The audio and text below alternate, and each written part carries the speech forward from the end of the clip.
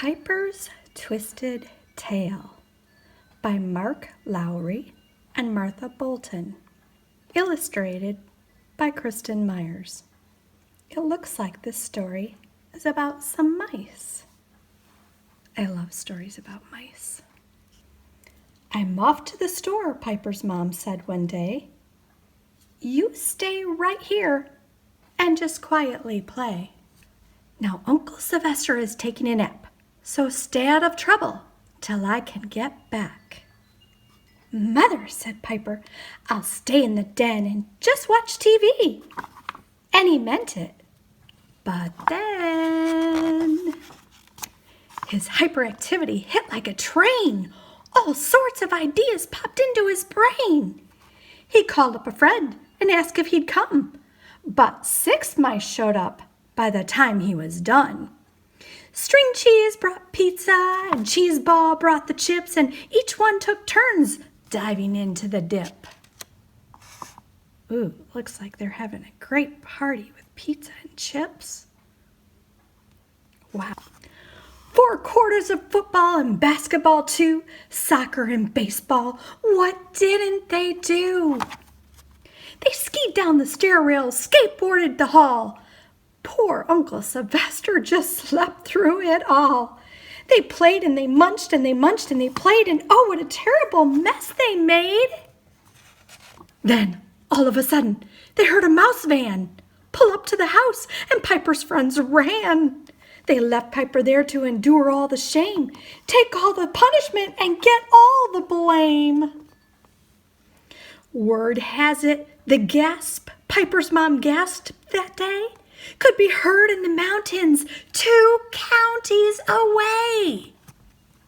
"Piper," she said, "what on earth happened here?" She wanted the facts, and the fact was quite clear. Piper thought for a moment, but all of the fun he'd had with his friends and the damage they'd done. Yet he knew if he told her she'd ground him for weeks, so he made up a story. But it had a few leaks. Uh-oh, things are about to get worse. "First came a tornado," Piper said.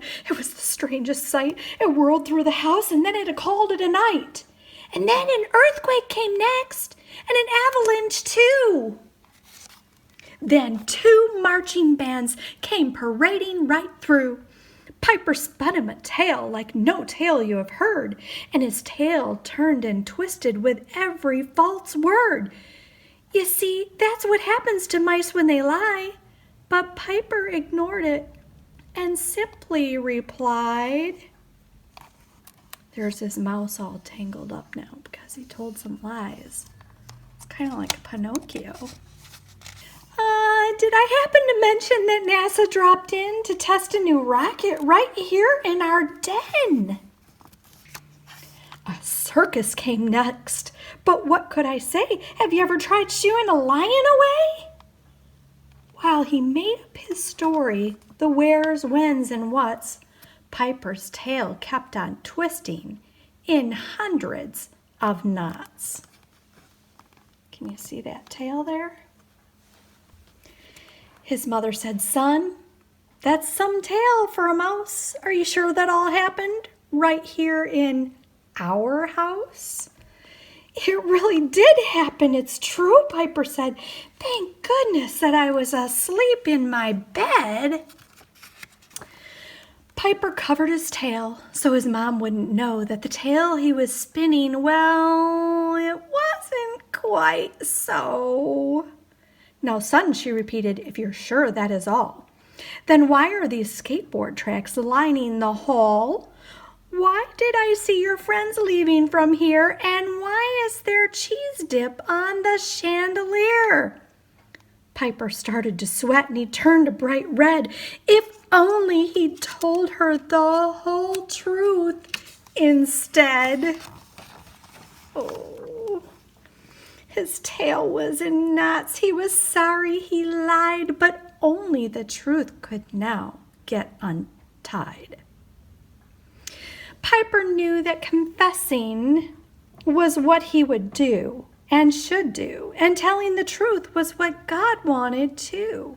So standing up tall, Piper laid out the facts, and he said he was sorry for his thoughtless acts. It took him 4 days to clean all the mess, but he sure felt better once he had confessed. Piper learned that he should have obeyed his mom first, and lying will always just make matters worse.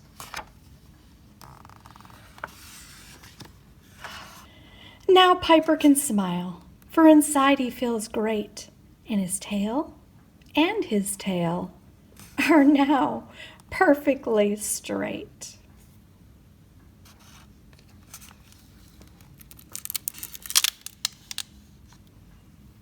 I guess that's what happens sometimes when you don't tell the truth. I'll have to remember that next time I'm tempted to tell a lie.